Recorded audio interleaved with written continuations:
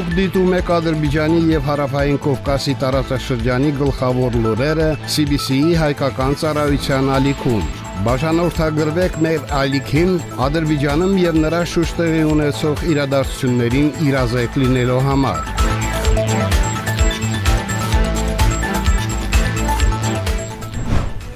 Այսօր մայիսի 15-ն է։ Օրվա կարևոր լուրերը CBC հայկական ծառայության եթերում։ Բաքվում կկայանա Եվրոպական միության եւ Ադրբեջանի միջև անվտանգության վերաբերյալ երկխոսության 7-րդ նիստը։ Ադրբեջանի խաղաղարար նախաձեռնությունները կարող են Հարավային Կովկասը բարձրացնել զարգացման նոր մակարդակի։ Շարունակվում է ադրբեջանցիների մեծ վերադարձը պապենական հողեր։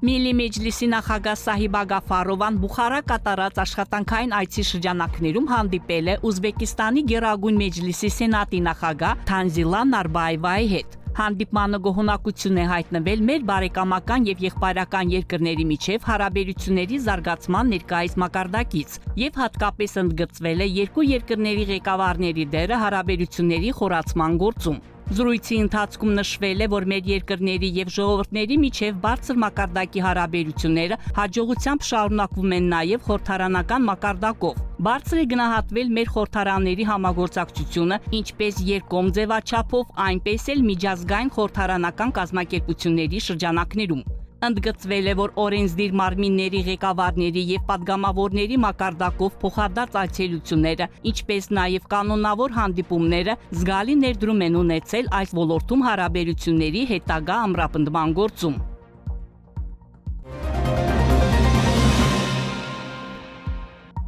Հաջորդ շաբաթ Բաքվում տեղի կունենա Եվրոպական միության եւ Ադրբեջանի միջև անվտանգության վերաբերյալ երկխոսության 7-րդ նիստը։ Այս մասին հայտարարել է Ադրբեջանում Եվրամիության դեսպան Մարիանա Կոյունջիչը Եվրոպայի օրվան նվիրված միջոցառման ժամանակ։ Դեսպանը նշել է Բաքվի եւ Բրյուսելի միջև երկկողմ հարաբերությունների դինամիկ զարգացումը։ Կոյունջիչը նշել է նաեւ, որ Եվրամիության ներկայացուցիչները կմասնակցեն Բաքվում կայանալիք համաշխարհային քաղաքային ֆորումի 13-րդ նստաշրջանին։ Մեր ավանդական Եվրոպական ավան միջոցառումը այս տարի հունիսին կանցկացվի գեղեցիկ Գյանջա քաղաքում։ Ես կցանկանայի ձեզանից յուրաքանչյուրին հրավիրել այս միջոցառմանը, հայտարարել է դեսպանը։ Նա նշել է, որ այս տարին հատկապես կարևոր է Ադրբեջանի եւ Եվրամիության համար, քանի որ կողմերը նշում են վստահության, կայունության եւ համատեղ բարգավաճման վրա հիմնված գործընկերության 30 տարին։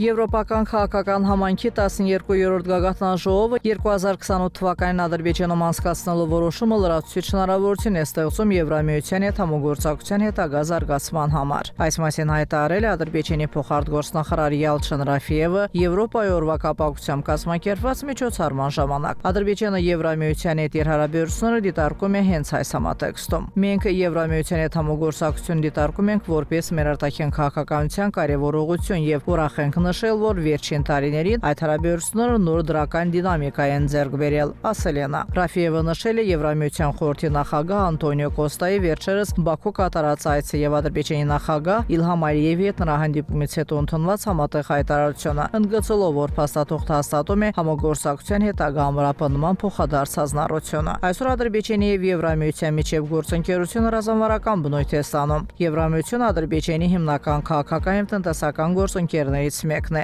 Միությունը մեր ամենամեծ առևտրային գործընկերն է եւ մեր համագործակցությունը այլևս չի սահմանափակվում ավանդական ոլորտներով, նշել է նա։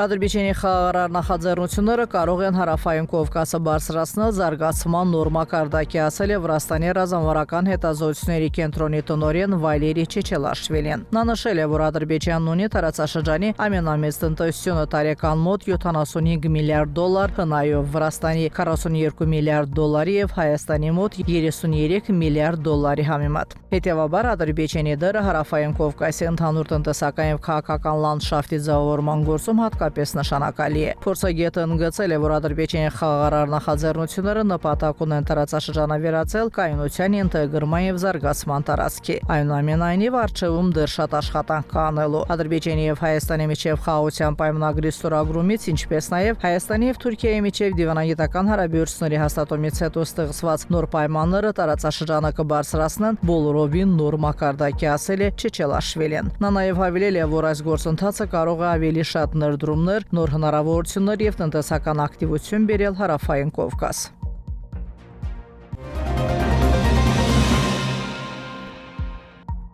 Ֆրանսիայում կայացել է Ահմեդիա Ջաբրայիլովի ռազմական ուղին ֆրանսիական դիմադրության շարժման մեջ գրքի ադրբեջաներեն լեզվով շնորհանդեսը։ Այս մասին հայտնել է Ֆրանսիայում Ադրբեջանի դեսպանատունը սոցիալական ցանցի իր էջում։ Տեղեկատվության համաձայն շնորհանդեսին մասնակցել է նաև գրքի հեղինակ Ալեքսանդր Վատենը։ Նշվում է, որ միջոցառումը կազմակերպել է Ֆրանսիայում Ադրբեջանի դեսպանատան եւ Ֆրանսիայում Ադրբեջանի ռազմական կցորդի ծառայության աջակցությամբ։ Ահմեդիա Ջաբրայիլովին նվիրված գրքի շնորհանդեսը միավորել է պատմաբաններին, դիվանագետներին եւ պատմության սիրահարներին այս քաջարի մարդու բացառիկ ճակատագրի շուրջ, ով ֆրանսիական դիմադրության շարժման շարքերում պայքարել է նացիզմի եւ դաժանության դեմ, նշվում է տեղեկատվության մեջ։ Հիշեցնենք, որ Ահմեդիա Ջաբրայիլովը ադրբեջանական ցակումով լեգենդար զինծառայող էր, ֆրանսիական պարտիզանական շարժման հերոս եւ երկրորդ համաշխարհային պատերազմի վետերան։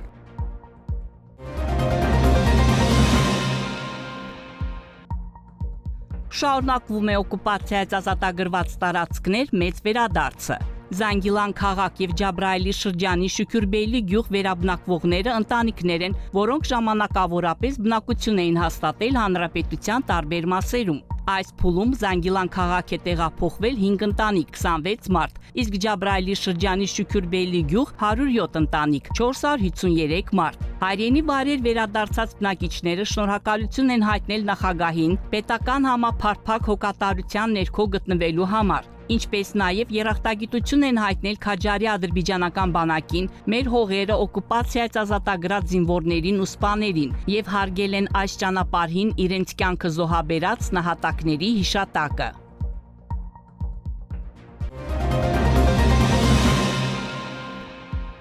Խարը Բյուլբյուլի 9-րդ միջազգային երաժշտական փառատոնը մեր հայրենի Շուշայում։ Հիդրալիևի հիմնադրամի եւ մշակույթի նախարարության կողմից կազմակերպված Խարը Բյուլբյուլ փառատոնը այս տարի Շուշան վերածել է երաժշտության եւ գունագեղ մշակույթների վայրի։ Փառատոնը միավորել է ոչ միայն տեղական արտիստների, այլև մի շարք արտասահմանյան երկրների երաժշտական խմբերի եւ անհատ կատարողների։ Այսպիսով Խարը Բյուլբյուլ միջազգային երաժշտական փառատոնին հրավիրվել են Միացյալ Նահանգներից, Ղազախստանից, Ուզբեկստանից, Թուրքմենստանից, Թուրքիայից եւ Ճապոնիայից արտիստներ։ Այս միջազգային միջոցառման հիմնական նպատակն ամրապնդել միջմշակութային հարաբերությունները, ստեղծել պայմաններ մշակութային գործիչների միջև ստեղծագործական փոխանակման համար եւ աջակցել երիտասարդ երաժիշտների զարգացմանը։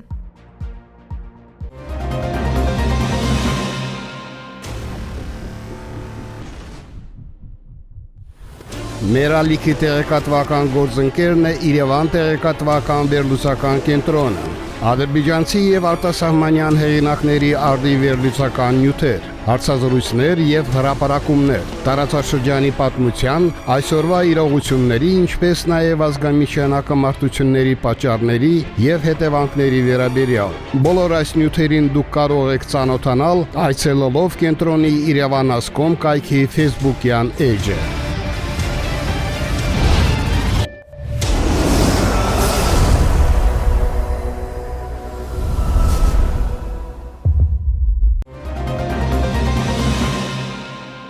Մինչ Հայաստանում շարունակվում է վարչապետ Նիկոլ Փաշինյանի քաղաքացիական պայմանագիր կուսակցության եւ ընդդիմադիր ուժերի թեժ նախընտրական պայքարը, հասարակության ներսում լարվածությունն օրեցօր ավելի է խորանում։ Քաղաքական կրքերը հասել են պայթյունավտանգ մակարդակի, իսկ առաջիկա ընտրությունները շատերը համարում են երկրի ապագան որոշող ճակատագրական փուլ։ Այս ֆոնին տեղի լրագրողներին ամենից շատ հետաքրքրում է մեկ հարց. ում են պատրաստվում իրենց ձայնը վստահել քաղաքացիները գալիք ընտրություններում։ Վարչապետի համար եմ եկել, սատարում եմ ասեմ ձեզ